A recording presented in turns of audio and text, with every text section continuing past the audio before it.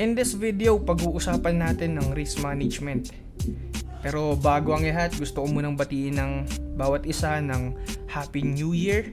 And I hope that everyone will become profitable this year. Everyone will have a breakthrough in their trading career.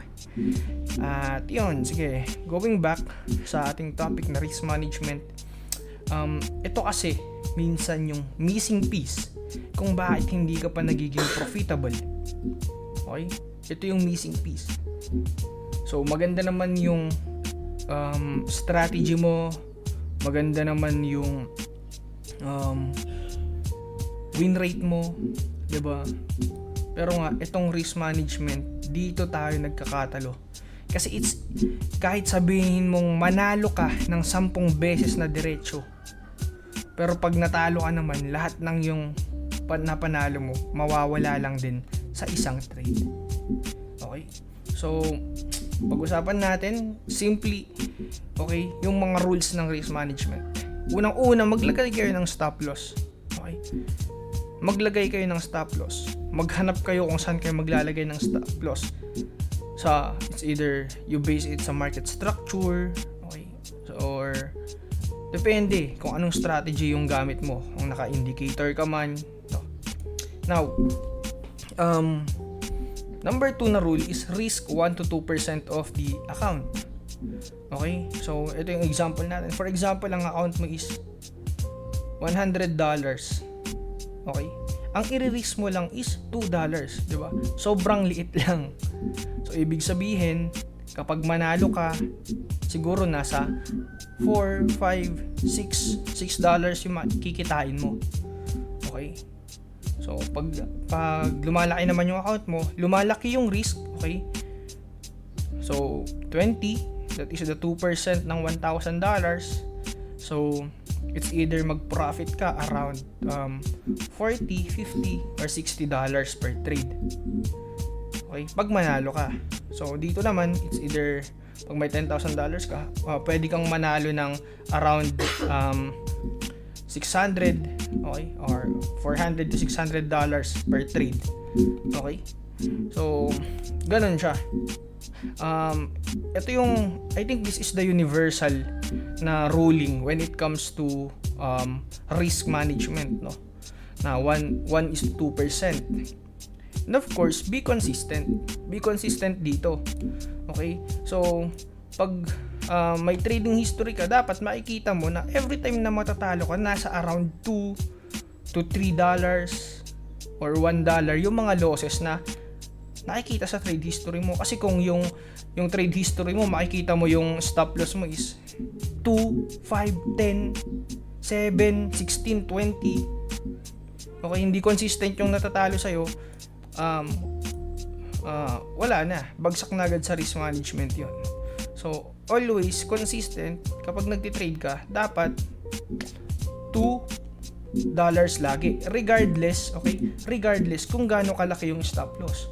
So, for example, dito, okay, kung ganyan yung target mo is meron kang around 1:3. No, 1:3. Ito, parang 1:1.5. So, pag natalo ka dito, $2 lang. Kahit ganyan kalit yung stop loss mo, or ganito kalaki yung stop loss mo, dapat pag na-SL ka, na stop loss ka, is $2 pa din. Now, ang pinagkaiba lang, okay, is yung profit. Dito, ang magiging profit mo dito, 6. Dito, ang magiging profit mo is nasa $3 lang. Ganun lang siya. Okay? Pero, the good thing is that profit is profit pa din yan. Diba? Pag nag-profit. At least you're applying risk management. Okay? So, ganun lang kasimple. Okay. Now, there is 2 approach pagdating sa risk management. So, it's either yung i-risk mo is yung comfortable ka na i-risk. Okay? Yung for example, kahit tulugan mo siya, is okay lang. Kapag na-stop loss ka, hindi ka iiyak. Hindi apektado yung trading psychology mo. Okay? So, for example dito, comfortable ka ba kapag natalo ka ng $200? Okay lang sa'yo. makakangiti ka pa, 'di ba? Matatanggap mo pa. So kung comfortable ka, it's okay to settle with $200 na stop loss. Okay, yung parang kanina. 'Di ba?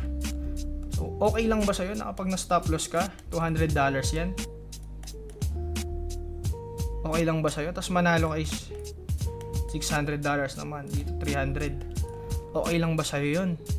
Comfortable ka ba? Hindi mo ba kailangan i-check every now and then yung chart para lang okay na to? Goods ba sa trading psychology mo? Diba? Hindi ka ba kinabahan na $200? Yun yung tinatawag nilang comfortable risk. Okay? So now, kapag hindi ka comfortable, doon ka na may option na pwede kang mag 1%. 1% na lang yung i-risk mo. Pwede mo siyang gawing $100. Now, kung hindi ka pa rin comfortable sa $100 na risk, okay, hindi ka pa rin comfortable na $100 dito, okay, pwede mo siyang gawing 50. Okay, pwede mo siyang gawing 50.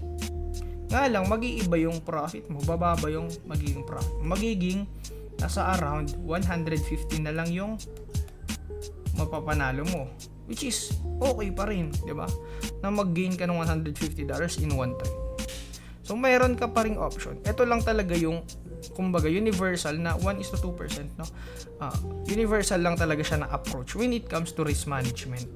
Pwede ka pa ring bumaba. Okay? Pwede ka nga ring dumagdag, eh. Pwede ka nga mag 10%. Okay? Pwede ka mag 10%. Nga lang, okay? 10 losing trades, talo na yung account mo. Okay? So, kaya lang naman ginagawa, okay, itong 1-2% para mag-survive yung account mo. Tapos, makikita mo yung profit in the long run. It will take, siguro sabihin natin 6 months or sabihin na natin 1 month. Kasi na-try ko naman yan. No, that risking 2%, almost madoble ko na yung account. Okay? Kasi, alam mo yun, may proper risk management naman. So, it will take time. Process talaga yan. Okay, pagdating sa risk management. So, yun yung comfortable risk. Mag-risk ka yung comfortable ka. So, kung hindi ka comfortable sa 2, you can do 1%. $100 lang to. Ito, $1 lang. Ito, $10 lang. Kung hindi ka pa rin comfortable sa 100, edi 0.5%. Diba? So, yan. Kasi itong risk na to, guys, yung 1:2%. Kakailanganin mong matalo, okay? Kailangan mong matalo ng 50 times. 50 times losing trade. 50 na beses kang matatalo bago mawala yung account mo, bago ma-blow yung account mo. Okay? Pero sino ba namang trader, okay, ang matatalo ng 50 times na dire-diretso? 'Di ba? Kapag ganun na yung nangyari, siguro you need to go back, okay, sa basic. Anong mali, anong kulang, 'di ba? Mali ba yung strategy? Matalo ka ng 50 na dire-diretso, ma-blow mo yung account mo. May problem talaga dun kapag 50 times na dire-diretso. 'Di ba? So, now, kapag nalulula ka naman, okay, another way, for example, malaki talaga yung you have the money, okay, tas nalulula ka sa 2%, pwede mo namang gawin is percentage-based risk. Huwag nyo siyang i-convert into pera, huwag nyo siyang i-convert into dollars, huwag nyo siyang isipin na pera. Ang isipin nyo, 2%. So, para pag natalo ka, ay 2% lang naman siya. So, meron pa akong 98% na natitira. Gets? So, percentage-based risk. Ito, guys, itong percentage-based risk, mostly applied to sa mga nagtitake ng funded account. Lalong-lalo na yung bumibili ng malalaking account. Diba? Lalo first time mo sa 10,000 or sabihin na 25,000. Huwag niyong tignan yung dollars or yung value o yung value. You think sa percentage. Okay, pag trade ko to, matatalo lang sa akin is 2%. Para pag natalo ka, natalo ako ng 2%. So meron pa akong 98%. It's okay. Okay. Pero pag sa funded account kasi, okay, sa mga prop firm trading, iba yung approach, hindi sila 1 or 2%. Yung iba nag 0.5, no, 0.5. Kasi merong drawdown pa yon ng mga rules. Pero syempre, 'di ba, kapag malaki yung account mo, wala ka sa prop firm, tapos 10,000 or $100,000, think in percentage base na risk na lang. Okay? Para may easy yung matatalo ko halos 20,000 sa isang trade, 'di ba? 20,000 pesos, 'di ba? Tapos i-convert mo pa sa peso. So, yun lang, sobrang simple lang ng risk management. Gumamit ka ng stop loss, mag-risk ka ng 1 to 2% regardless, okay? Regardless sa stop loss. Okay? Maliit na stop loss. Okay? Malaki na stop loss. Ganyan na stop loss. Same. So, paano i-calculate? Siguro, aralin nyo na lang yung MT5. Okay? Aralin nyo yung MT5, guys. Kapag nasa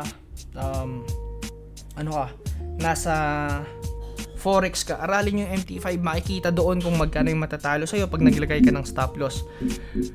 Pag sa crypto naman, okay, may mga calculator na po ang mga exchanges, lalong-lalo na yung Bybit, OKX, Binance, yan yung mga nagamit ko na. So, may mga may mga ipapakita na nila yung mga profit or loss ninyo, no, kapag na stop loss ka, kapag nag-take profit ka, may automatic calculated, makikita mo na. So makikita mo kung pag nilagay ko yung stop loss ko dito, $2. Ganun. Okay? Ganun din sa forex.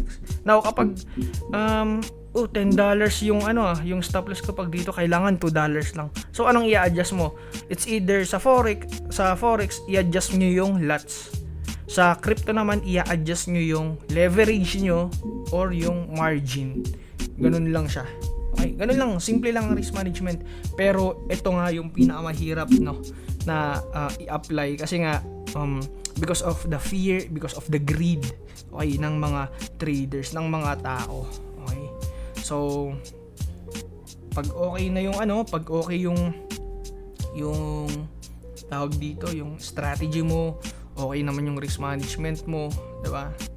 Then all you need to do is submit to time. Okay? Na hindi sa isang araw lang, hindi sa isang linggo. It takes months to see the progress. Okay? Kapag nasa trading ka. Hindi to get rich quick scheme. Dahan-dahan lang and soon makikita nyo, nagpo-profit pala talaga. Kahit sabihin mo ng 30% win rate mo, if you apply proper risk management, okay, okay lang yun. Kapag 40, diba, better. So ako, sa naging trading ko, sa talagang nilagyan ko ng record, okay, 44% yung win rate ko lang using ICT, and trading lang ako ng Judas swing, no? So 44%, and hopefully ma-improve ko pa, no? So yun lang. Peace out.